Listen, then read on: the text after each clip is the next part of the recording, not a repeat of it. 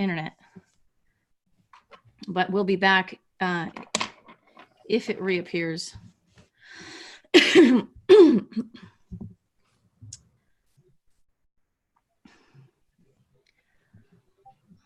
right.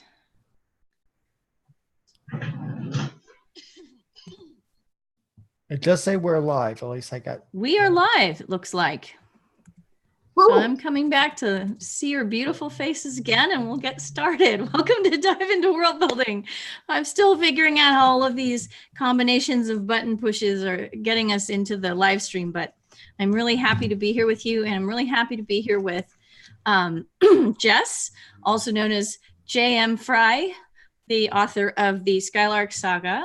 And so we are going to be talking with you today about your work. Oh yes, wave it around. There it is. Yep. Well, no, speak while you hold it up so that everybody can see it more clearly. Oh, so this is the first book in the series. This is the Skylark's Song, and I don't actually have the second book yet because while the book came out 3 weeks ago, my author's copies got stuck at the border. So I'm still waiting for my actual books to show up. Oh darn! Boo Customs. Boo Customs. Stuck at the border. That's very unfortunate. That's okay because people can still access them.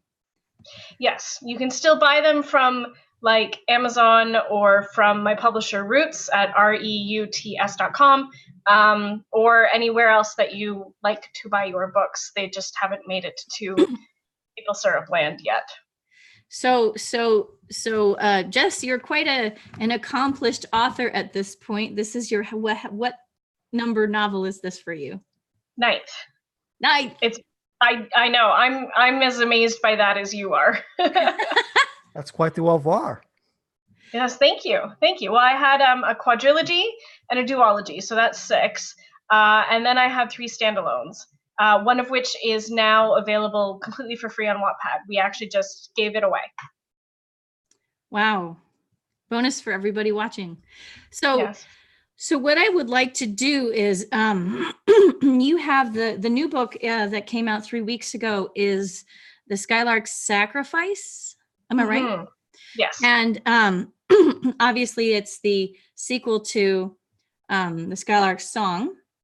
So what we're going to do is we're going to ask you some questions and you can tell us about this world because it's a lot of fun.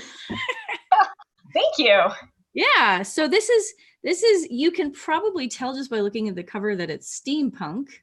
Yes. Yeah. It's got that sort of gears deal going on, but it's not what I would call typical steampunk quite either. It doesn't have the Victorian English feel to it. No, it's actually kind of more diesel punk than steampunk.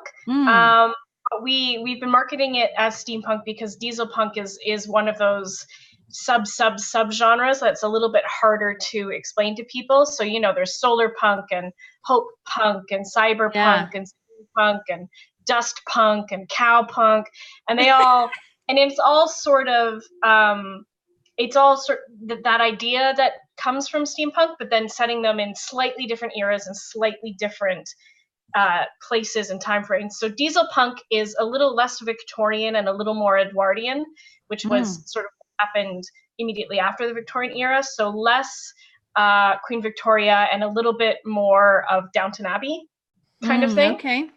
More that era. And while steampunk is sort of, especially Victorian era steampunk, talks about a lot about colonialism and expansion and exploration, diesel punk is a little bit more about taking account for what you've discovered and for what you've brought to other nations. So it's not entirely post-colonialist, but it's the beginning of the colonialist narrative breakdown. Okay. Which these books definitely are, because they're about what happens near the end of a war that's been going on for 10 years that was triggered by these 2 nations, Clon and Sasquatch, basically invading a third nation in between the 2 countries and absorbing the people there and forcing them to move into their own cities. I mean, it is definitely a colonialist narrative. Right.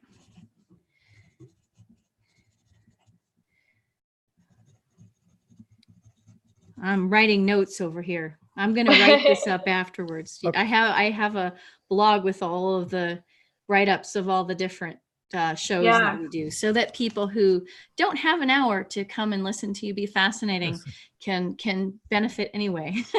So let me fill the dead air then. So diesel Absolutely, is a Paul. little more technologically advanced than steampunk. So what sort of technology does this world have, and how do you use that to help tell your narrative? In this case, the people of the world have moved a little bit past steam, but the one nation, the Clan, have moved towards diesel and gas and fossil fuels, burning fossil fuels.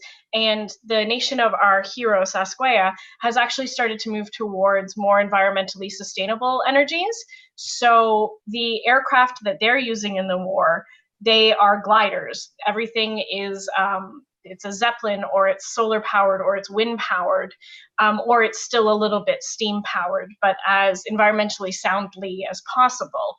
And then the opposing nation is a lot of fossil fuel coals. So they have airplanes. They haven't quite moved into cars yet. There's still the idea of the carriages with the horses, and it being romantic, and it being very it's classist as well, because the people who can afford to keep a horse, because the war's been going on for 10 years, right?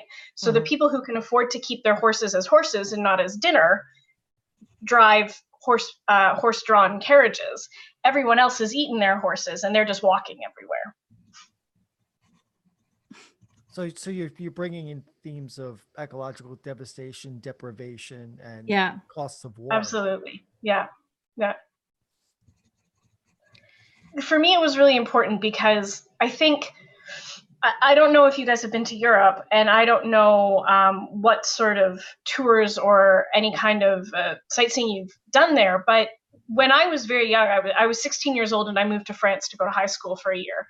And we had done World War I and World War II in school, and they talk about, the Holocaust and the horrors and all of that, but they don't talk about the scar that is sort of left on the planet.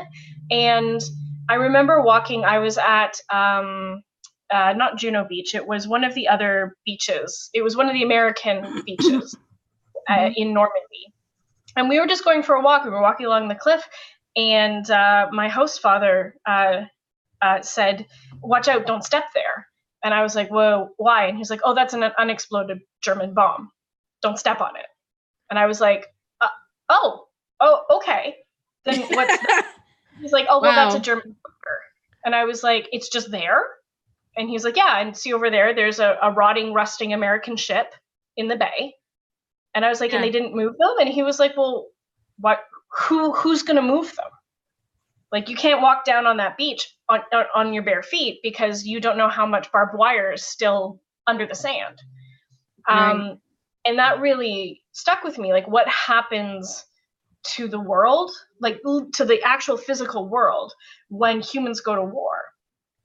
And so when I was coming up with the war in these nations and the geography of these places, for me, it was always a question of what gets left behind, what is going to be remaining. You think of all of these minefields that are still in the Middle East, where people are training rats to sniff out mines. Or if you fly over certain parts of Germany and France, you can see the trenches still dug through farmers' fields. So for me, a lot of the environmentalism of the physical landscape was, what would 10 years of war do to a landscape that is quite contained? Because to my mind, the places, the nations that are fighting, it's no bigger than North America. So that's quite a contained area. And what would that look like after 10 years? And what resources would you have used up?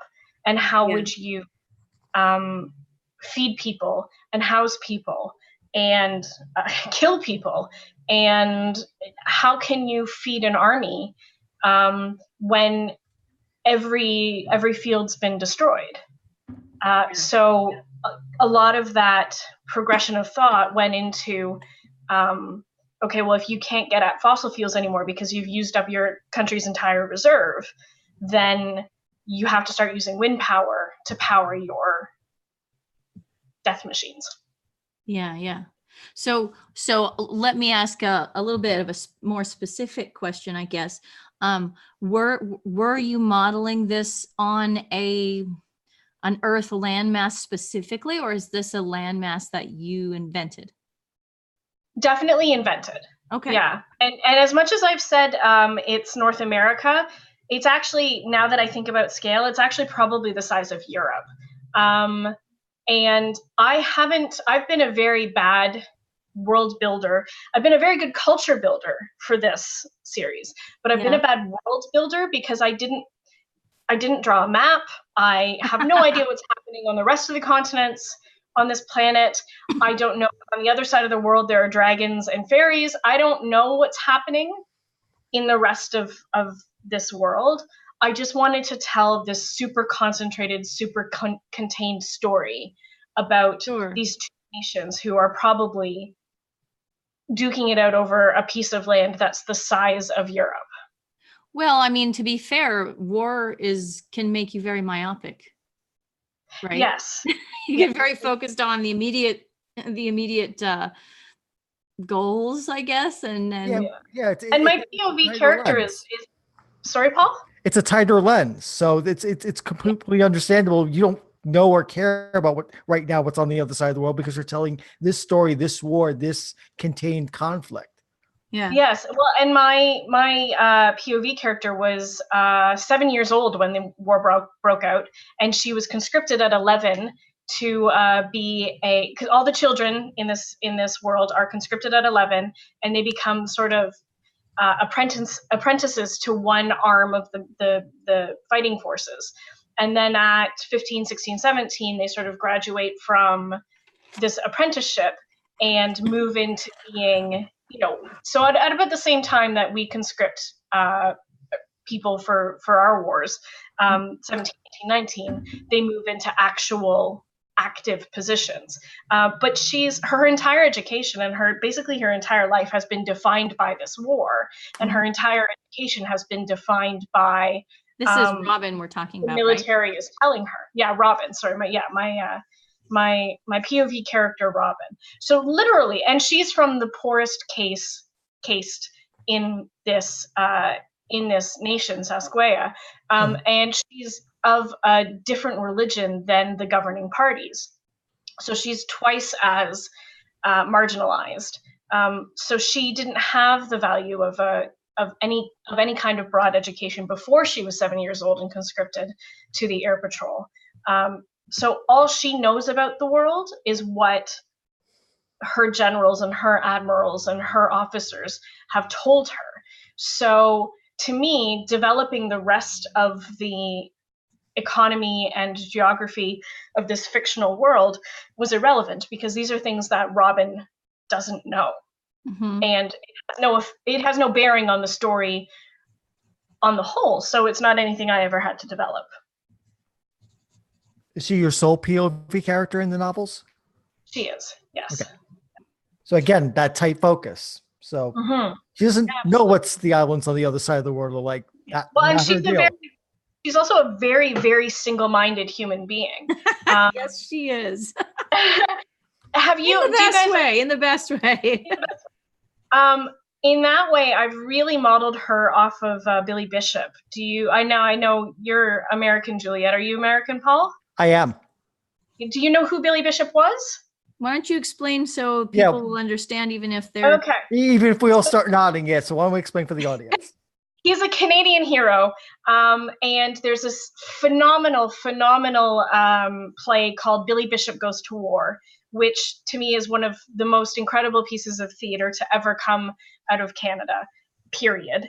And it's all about, and Billy Bishop was an army man, and he just saw everybody dying in the mud around him, and he was like, this is not how I'm going to die. I'm going to join the Air Force, and I'm going to get in the sky, and I'm going to get out of the mud, and I'm going to get out of the trenches. And I don't care if they have a higher death rate. At least I'll die in the sunlight. And he went to pilot school, and he was a bit of a layabout. He was a bit lazy. He was a bit of a grifter. He was a bit of an alcoholic, but he shot down the highest number of German planes of any Canadian ever. And I don't think his record was broken in World War II. So he was a pilot in World War I. He was stationed in England, and everything about his story I find fascinating because he hated the war. He didn't want to be there. He wanted it to be over. He wanted it to stop. And he knew that the only way that that would happen is if he was really, really good at his job. So he got really, really good at his job. And he was rewarded for it. And he kind of hated being rewarded for killing people. And Robin is absolutely modeled on Billy Bishop, to the point where I think I stole that line from the play about I refuse to die in the mud. And I think I put it in Robin's mouth. That's fun. In book one. Quote from the best. Yes. Well, I mean, John Gray and Eric Peterson. If you're gonna steal from somebody, steal from them. Well, it's a pretty great line. So let's see. I'm gonna try to see if I can get you to reflect on your process a little bit. This does seem to me to be very World War I inspired. Mm-hmm. Does it seem that way to you? That was the idea. Like I said, that Billy was the Bishop primary war that you were working with as a model? Yes, but it's not actually modeled on World War I. Like, I want to make it really clear the Klon are not the Nazis. Oh, sure. The Sasquatches are not the Allies. This is not Wonder Woman. It's a war happening in an Edwardian-esque world, a post-colonial world. Sure, and sure. That's as close to World War I as we're going to skim with that. For me, it wasn't picking a war and modeling it after that. It was, if I want to talk about themes of post-colonialism, if I want to talk about themes of environmentalism, I have to pick a time in human history where that stuff started to unravel. The British Empire began to unravel in the 1910s. We started understanding the impact of the high amounts of industrialism that the empire had been forcing on not only the British Isles, but all of the colonies. So that's around 1910, 1920. This is when you're first seeing the calls for the indigenous populations of the places that the empire had invaded, pushing back and saying, no, wait a minute. We don't want to be ruled by you. We want our own culture back. We want our own language back. We refuse to have you. And this is when you're starting to see the big fights and the rebellions, and nations like Canada saying, excuse me, can we just rule ourselves, please? We could do what the Americans did and have a bloody war, but we would rather not, if you don't mind, please. And that's kind of how. Can you just lay off? Like, let us do the thing. Yeah. But this is, the 1880s, 1890s, the aughts, the 1910s, the 1920s. This sort of time frame, which is just slightly after Victorian, just into Edwardian, is when all of those things that I wanted to talk about were happening in human history. So naturally, it seems like it's a World War I allegory, but it's not. Well, to be fair, I saw similarities, but I didn't think that you were trying to represent World War I. So you did a nice job of not having it be World War I. But at the same time, especially when you're building alternate worlds, especially when you're inviting people into fake and fantasy places, you have to give them touch points. And I think all the strongest world building is the kind that reminds you of a place you already know. One of the powers of Tolkien is that he talks about places in very plain terms. So you can think, the Hobbiton is like that small village that near my parents' place where we go to the farmer's market on Sundays. Oh, okay. Yeah. I understand what that is. And that's, again, one of the great powers of like Star Trek, is that while the planets that the officers explore are wildly different, their domestic life is the same. They have bars, they have poetry slams. Data has. Picard has a room full of Shakespeare books. There are familiar touch points within the exotic and interesting and new. Yeah. And that, I think, is some of the strongest world building you can do, is to remind the reader of something that they already associate with in order to do the work for their imagination. That's very interesting. So what kind of touch points did you use in your books? Well, for this one, I was the World War I is in a way a touch point, and that diesel technology. And I've included a rocket pack, but it's more the Rocketeer than George Jetson. I wanted something a little clunky and something a little bit weird and something a little bit unexplainable, because the pack itself, you don't actually find, I know where it comes from, but in the narrative, it's never really explained where it comes from. It's just that this foreign queen has it and it doesn't work. And she gives it to the clone as an intended insult, saying, you come to me for aid for a war that nobody wants. You're begging me for weapons. Here, take the one that's broken. This is as much help as I'm going to give you. And it was a political gesture. And then Robin, being the single-minded, focused person that she is, figures out how to make it work and actually uses it to literally end the war. So the gift was useful.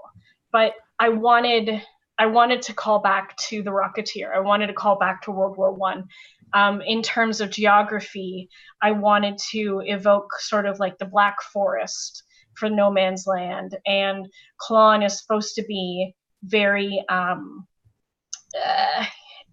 I'd like English and French, and that sort of 17th century fairy tale Northern Europe look. And Sasquea is supposed to be a lot more like Spain and Portugal in the Southern Europe, red brick, baked sun kind of feel to the food, to the culture, and to the clothing they wear.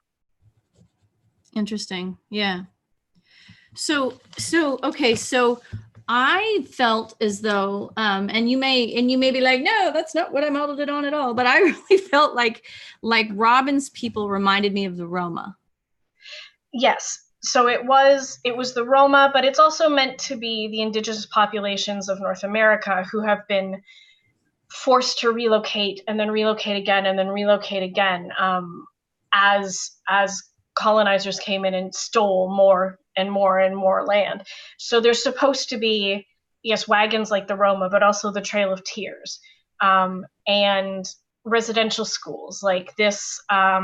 We call it the 60 Scoop here, but these 11-year-olds being conscripted to military establishments is exactly like a residential school, because the minute you are in that place, your identity is stolen from you, and Robin's not allowed to practice her religion freely. She's not allowed to use her own idioms or her own hand gestures, and that was definitely a callback to all of those tragedies that happened.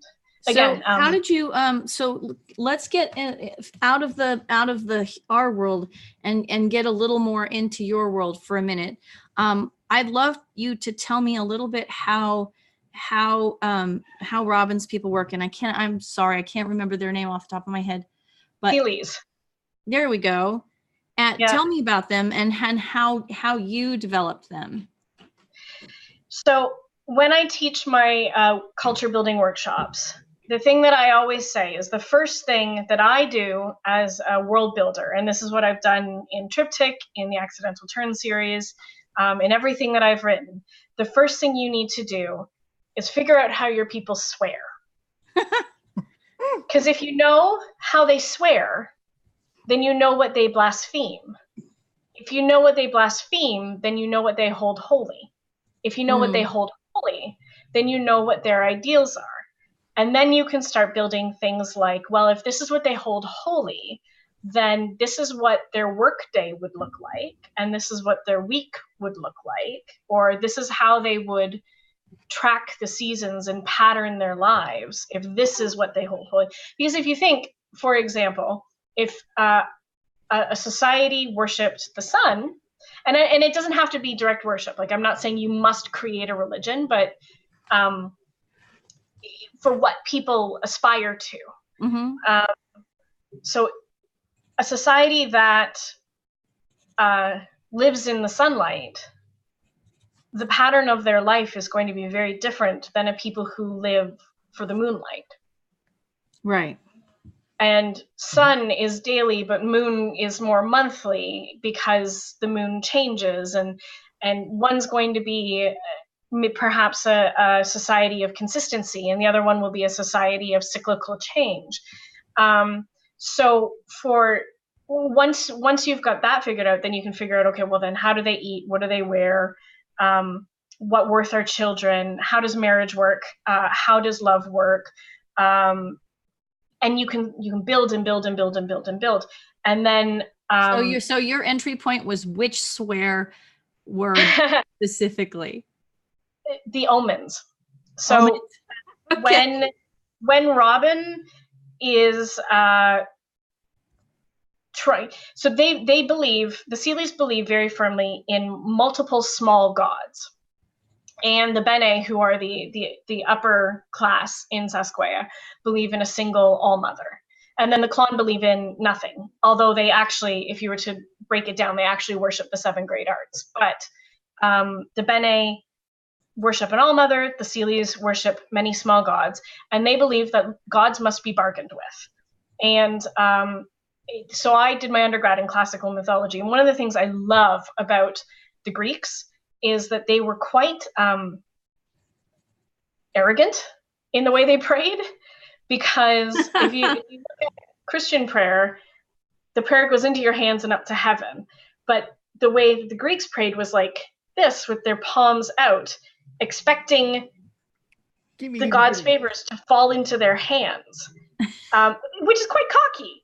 And I thought, oh, what if there were all these small gods around and you prayed with your hands up so they could land in your hands and hear you? Or your words could drop into your own hands so they could come and scoop them up. And then I was like, okay, if there's all these little gods and they're around all the time, you're going to be looking for their presence in everything you do. So there's a gesture that the Seeleys do in the book, is they cross their fingers and they brush bad luck off their shoulders, because they believe that gods of ill luck sit on your shoulder like a little devil, and you have to brush them away. So instead of knocking on wood, you brush your shoulders. Or if you're praying, you do it with your palms up so the gods can stand in your hands and listen to you. And then I was thinking, okay, if that's what their religion is, who are the psychopomps for these gods? Who are the messengers? And it occurred to me that bees would be really great, especially because part of me was like, well, we're murdering the bees in mass quantities in our world, so let me hold them up in another world. Let me make them, make them holy in another world.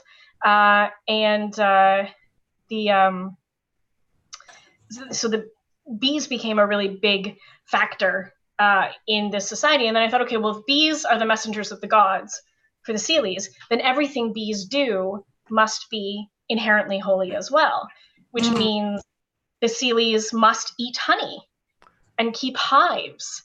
And then all of their idioms will be things like,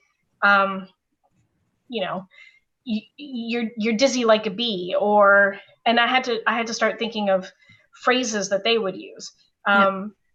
And then you have to start thinking about other words when you're creating another world, because France doesn't exist in this world. Mm-hmm. So you can't French kiss, do a French braid, or eat French fries.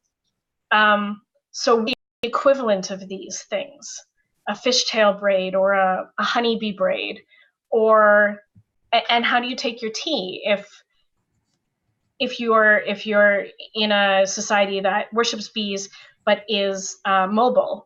like the Mongolians moving from camp to camp to camp. Right.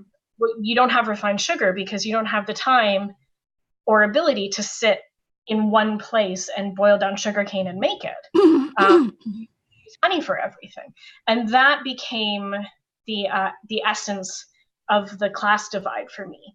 Was everything that the Sealies did, I tried to do the opposite for the Bene. So the Bene use sugar.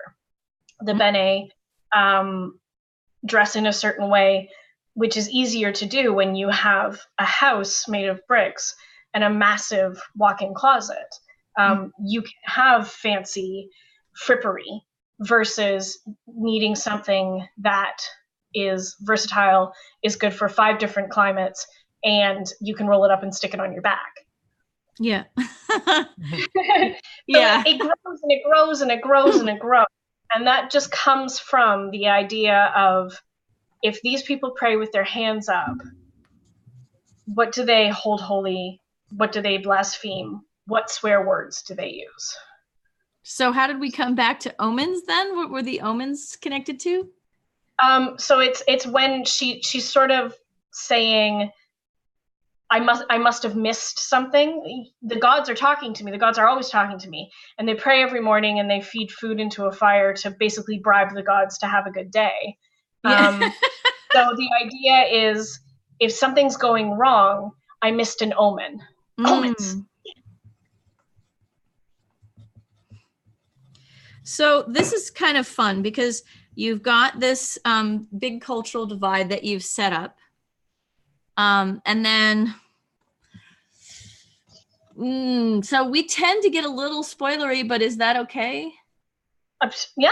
And so then you're sticking two people from very different cultures together in a confined space. Yes. Okay. It's no surprise. It's an enemies to lovers book. Hashtag enemies to lovers. That does happen. Okay.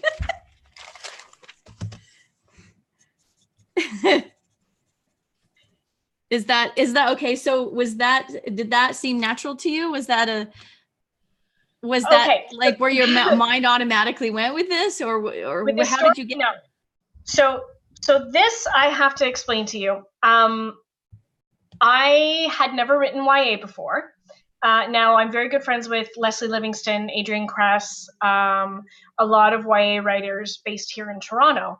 I'm an adult market writer, but back in 2012, I saw all of my YA market friends making a lot more money than I was making. And Hunger Games was just about to happen, I think, and Harry Potter had just kind of finished happening. So YA was the big shiny thing. And I said, I can write a YA. That looks easy. And it's not.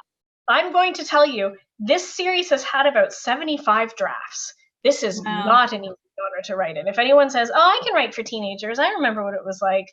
It is a way harder market to write for than I ever anticipated. And the second half of this is I wrote this book on a drunken dare. So I was at the Canadian National Steampunk Exhibition, which was here in Toronto. And we were sitting in a green room. I had just put out Triptych. And when steampunks get together, like steampunks tend to create a persona for the costumes they wear. Yeah. And I was wearing some sort of aviator costume, and I had a friend, different friends who represented all the different characters in the book. And someone said to me, well, you're a storyteller. I dare you to make up a story about all the characters sitting in the circle. So I drank a little wine and did. And that's where everything, I was like, so you are related to this person, and this person is your lover, and you're the arch nemesis, and you're this, and you're this. And I kind of blurted the whole thing out, and people were like, that's a good idea. You should make a book. And I was like, all right, there's my idea for my YA. Sure, why not? So I wrote the first draft, and there was no love interest in the first draft because I firmly felt that a woman as focused and as narrow-minded as Robin would not stoop to romance while trying to end a war. It was completely unrealistic. And frankly, as a demisexual myself, I felt that not every book needs to be about the romance, especially the YA. Yeah. I have friends who are teachers, and they were reporting back to me that their students who are YA reading age were really sick of it. Just like, oh, I hate the love triangle. Can we just tell the story, please? Yeah. The first version of the book had no love interest in it. And it was originally a trilogy, and there was a completely different plot. And I got an agent on the strength of this book. I had no agent for Triptych, but I got that was my phone. I got an agent on the strength of this book, and he said, it needs a love interest. You have to put a love interest in. And I was like, oh, do I have to? And he said, yeah, you do. And I was like, oh, okay. And that's why I made a point of making the characters clash so much. Mm-hmm. And part of it was being spiteful, because it was like, I don't want to put a love interest in. So if I do, but I think the idea of two people from wildly different worlds and completely different religions and completely different views of the war, I love seeing people who are on polar opposites slowly come together in the middle. Mm-hmm. Now, I eventually left that agent, so I never actually sold Skylark with him. I sold it with my second agent, and she liked the love. She liked the love story too, so we kept it in. Originally, it wasn't even supposed to be a genuine love. It was supposed to be him trying to play her, and her looking through it and going, "What do you think? I'm just a stupid little girl? You think because you kiss me, I'm gonna let you win the war? Like, give me a break." Right. There are aspects of that. But then my editor said, okay, that's interesting, but what if we put a twist on that? What if she does fall in love with him? What if we get to keep all of that animosity? What if we get to keep all of her emotional intelligence? What if we get to keep all of her saying, don't come near me with those lips. Like, this is not, you can't trick me into betraying my people because you're cute. But also, damn, you're cute. What if we played with that? And I think that's what really made it stronger. And that's what made me want to commit to the love story for the first time, is the ability to tell it in a way that's a lot more realistic and have someone react in a way that a real person would. No insta love, enemies to lover. The idea that he has to drag her into the center with him, and the fact that she loves him despite herself. It does add a layer of complexity. Anybody who's ever read anything by me knows that I love complexity. So yeah, I'm always interested in that. And I'm actually intrigued because it seems like a really cool level of complexity to add to something at the YA level. Mm-hmm. I mean, obviously there are a lot of YA books that are quite complex. Yeah. I've always trusted my reader. Mm-hmm. I've never felt that my readers are idiots. Yeah.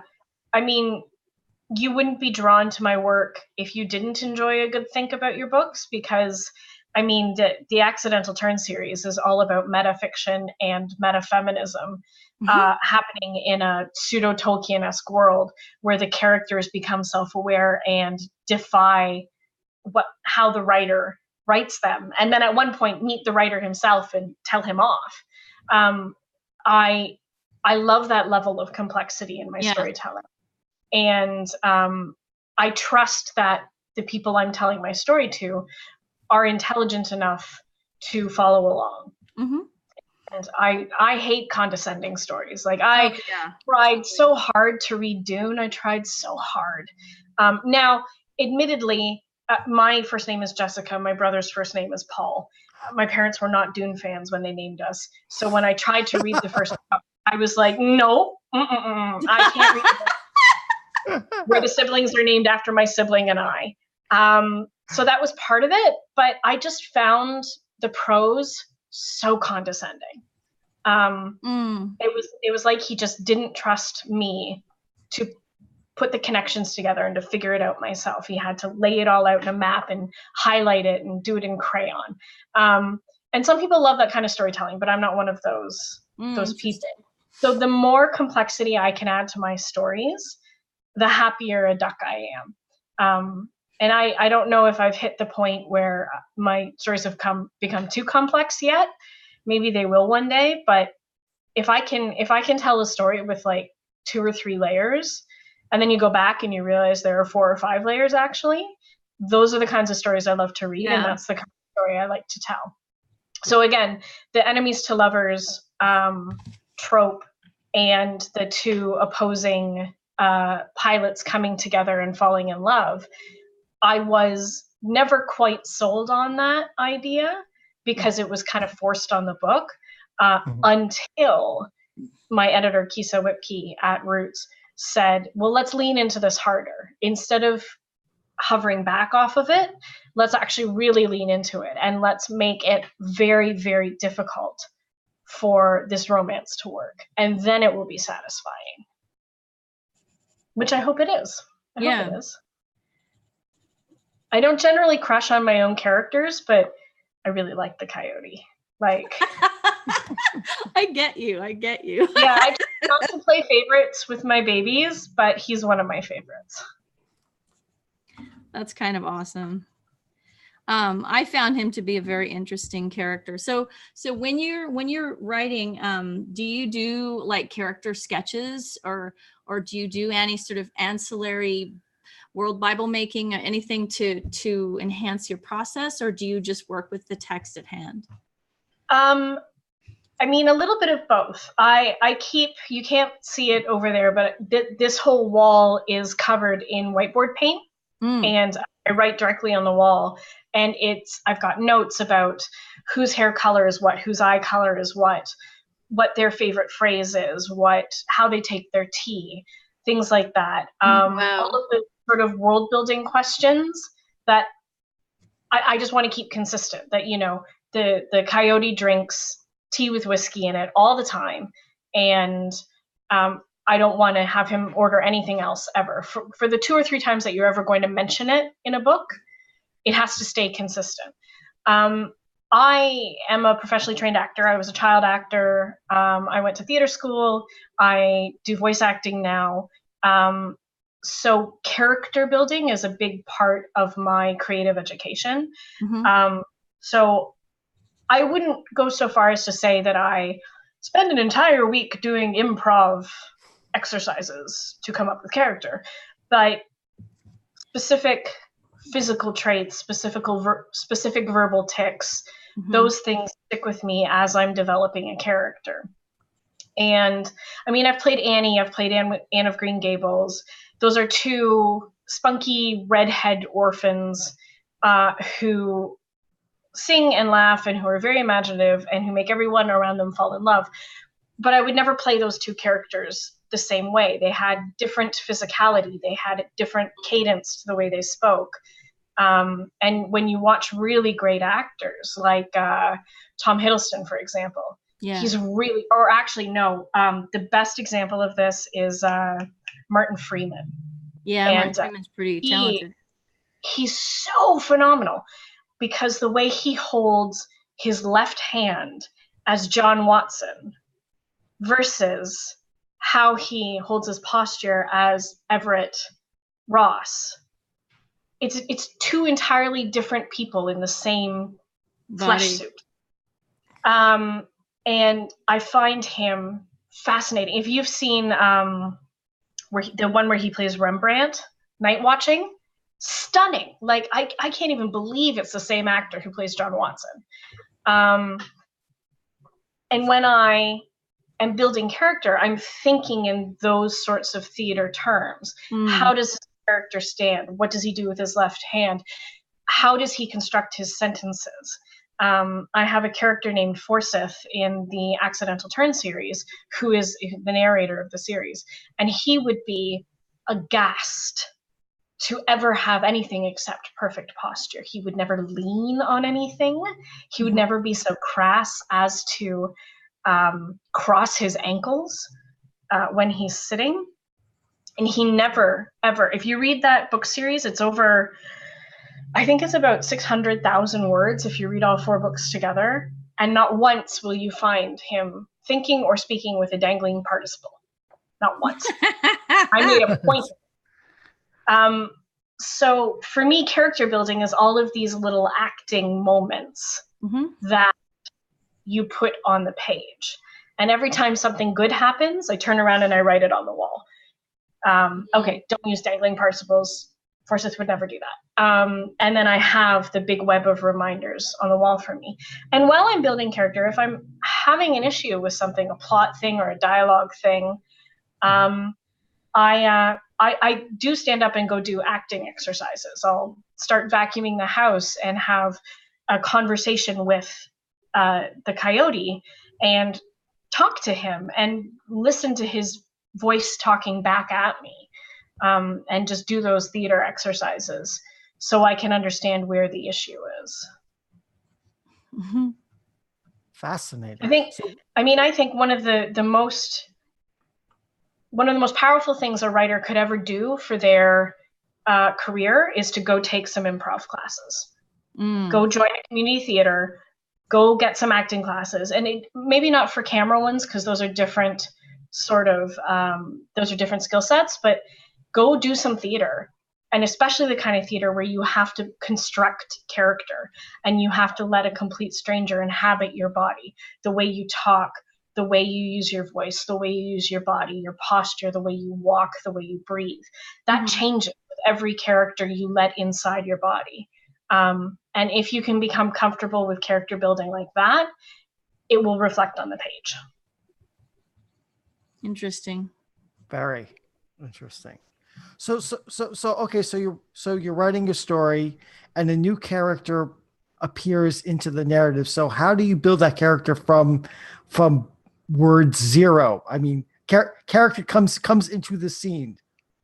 Grier walks into the room and pours tea for Robin. My thought is, okay, how many times in the future do I think I'm going to use this character? Is the first question. Am I building a recurring extra? Again, thinking in film or theater terms. Is this a principal? Do they get their own trailer? Are they a weekly guest star? Are they a recurring extra with one line and it's the same line? Here's your coffee, miss, in every single episode. How much life does this person require of me on the page? And sometimes you don't know. Sometimes you think it's a one-off, and then you use the one-off again, and then suddenly by the end of the book, they're there in the major battle wielding a sword next to your hero, and you're like, oh, shit. Okay. I got to go back and revise. I have to go back and give this person some personal life. For me, it's always what serves the narrative and what serves the scene. So who is this person? What are they coming in here to do? If this is their motivation, then what kind of off-page life do they need to have? And I'm not saying, Grier was one of my favorite characters to create, and they were only supposed to be in the one scene. And I had to build this sort of pseudo backstory 5 or 6 chapters later, because then Grier was styling Robin's hair, and Robin was like, well, why are you a rebel? And Grier explained why. And I was like, oh crap, I didn't know you. That's a fun discovery though. Yeah. So Grier suddenly became a way more important character than originally thought of. So then I had to go back and pepper some of the stuff in so it wasn't like an info dump.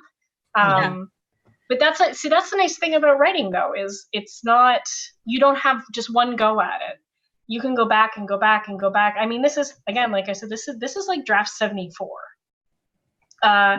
This is draft 60. 62, I think, is the one you buy in the bookstore. And then, strangely enough, my longest book, this is draft 4. Go figure. Surprise. Go figure. Yeah. How do you count drafts? Anytime something major happens, or if I have to go all the way to the beginning and start again. So I'm not going to say a draft is like going in and fixing 5 typos, but a draft for me would be anything where I need to step back and rethink something. So the draft between introducing Grier and then reintroducing Grier with backstory, I would call those 2 separate drafts, because a significant piece of the story is different, has different words. Yeah. Interesting. I know some people who are like, it's only a different draft if it's a totally different ending. But for me, if I'm going to delete or add anything significant enough that I might regret it in the morning, that's a new draft. Interesting.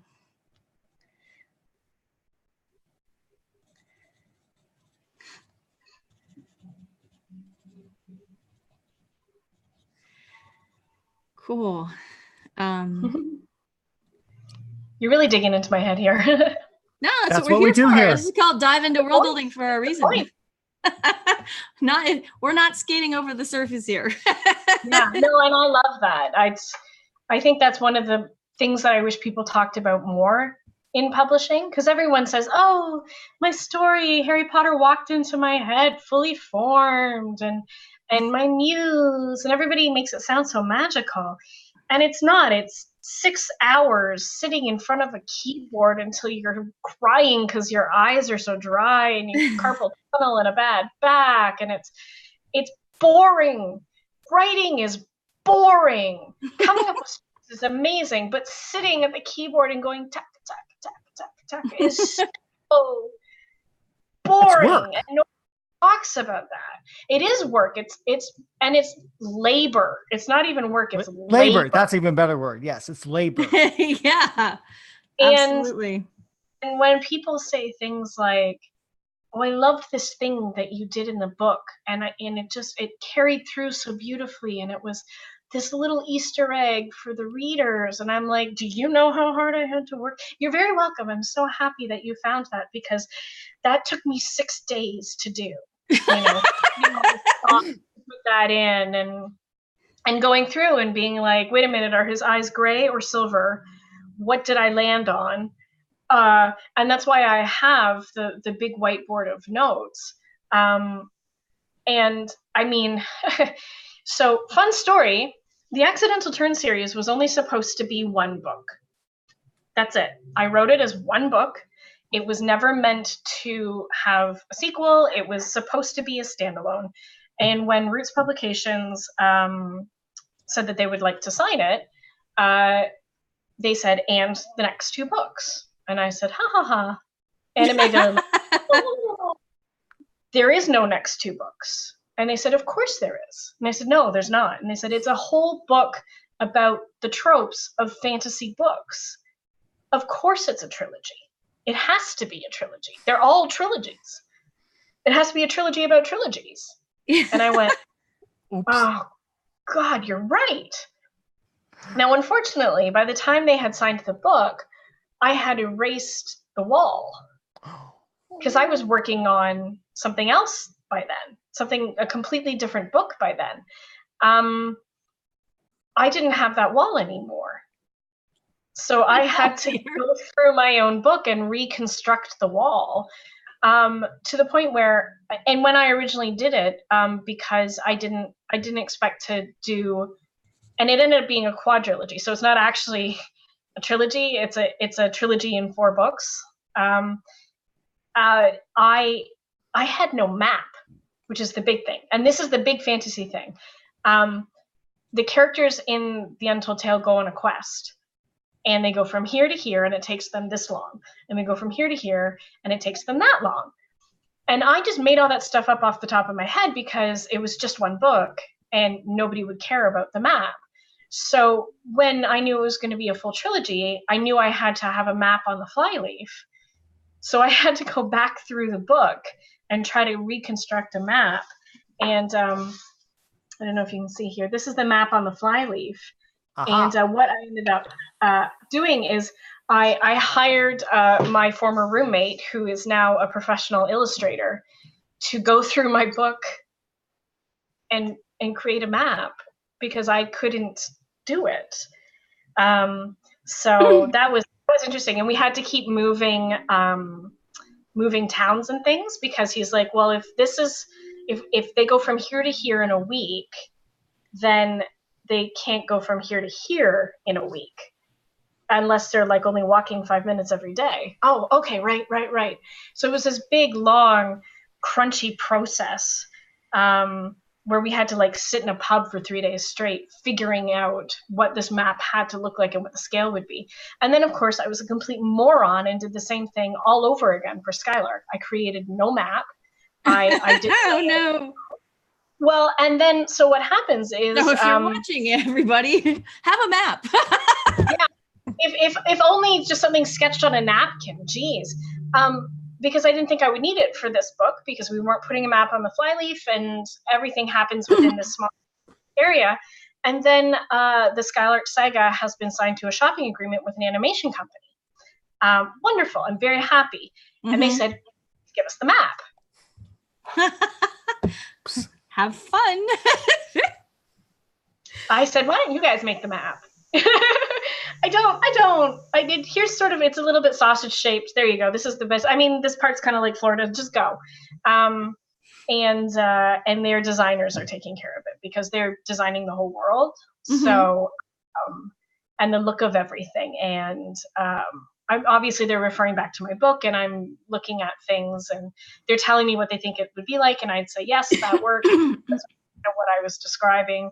But ultimately, what they're going to create is going to be a completely different beast than what I created. So I don't really care if it matches exactly what I was thinking about because they have to do what's best for their medium versus me doing what was best for my medium. Right. And they those really media are very different. Yeah. Extremely different. Yeah. So I can't wait to see their map. Well, on that note, it's 2 minutes after 5 over here and 2 minutes after 8 over there. So I think it's been an hour or so. Thank you so much for joining us. This has been really fascinating and I really enjoyed the book. I hope more people can take a look at it. Both of them. Don't forget there's a second one. Yeah, it is a duology. And if you are watching from Toronto, Ontario, or from the environs, the launch party is going to be October 3rd at Baka Phoenix on Harvard Street. I love Baka. Pardon? That sounds awesome. I love Baka. I got to visit that last October. It's a great store. Oh, it's a wonderful, wonderful store. And they're just wonderful people. And then LaShawn appeared. Apparently a little too late. But you know what? Thanks for popping in. You have time for one question. Go.